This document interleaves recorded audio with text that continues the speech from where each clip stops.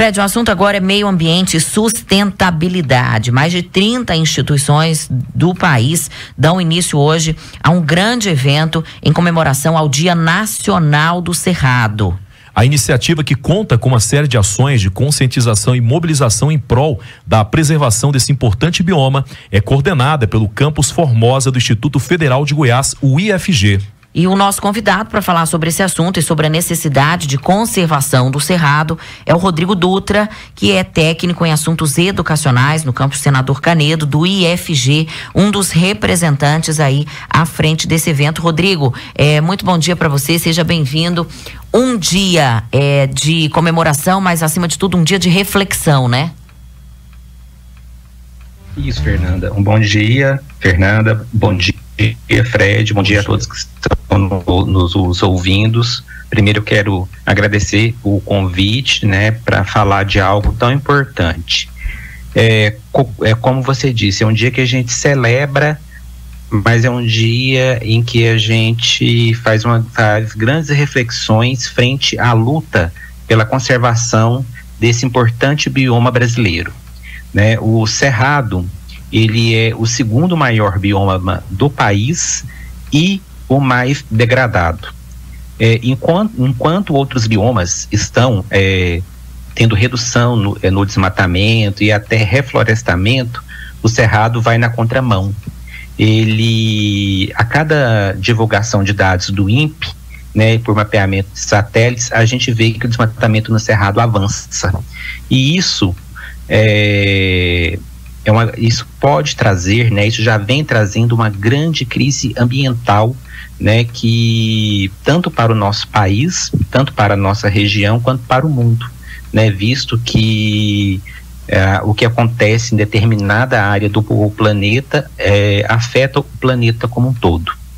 E o Cerrado, né, ele tem uma importância muito grande por ser um hotspot da biodiversidade mundial.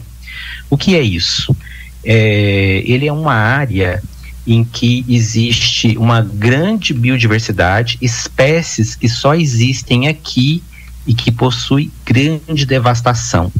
Então, é um dia de celebrar, mas é um dia de refletir, é um dia em que nos unimos para fortalecer a luta, para fazer um balanço de tudo que fizemos nesse ano e o de que nós temos ainda que fazer para a conservação desse importante território nacional. Muitas das regiões de Cerrado coincidem, Rodrigo, com regiões onde a atividade econômica prevalente é agricultura e pecuária. Como é que a gente consegue, e são atividades que degradam muito o Cerrado, né? Como é que a gente consegue esse equilíbrio para garantir também a produção de alimentos? Olha, Fernanda, há várias visões, né? Eu vou te passar a que eu acho que seria a mais correta. Eu acredito que o que o Brasil deve fazer é a transição agroecológica. Nós conseguimos produzir alimentos de forma a não agredir esse meio ambiente, né? Que isso é possível através da agroecologia. O que não é adotado no nosso país. Infelizmente, nós temos práticas predatórias de produção. Nós temos várias áreas de baixa produtividade, pastagens degradadas, né? Então nós temos já temos muitas áreas desmatadas. Não precisava fazer mais desmatamento.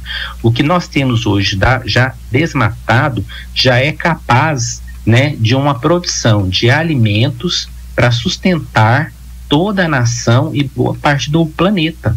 Se, né, a gente tiver uma produção que ela tenha alta produtividade.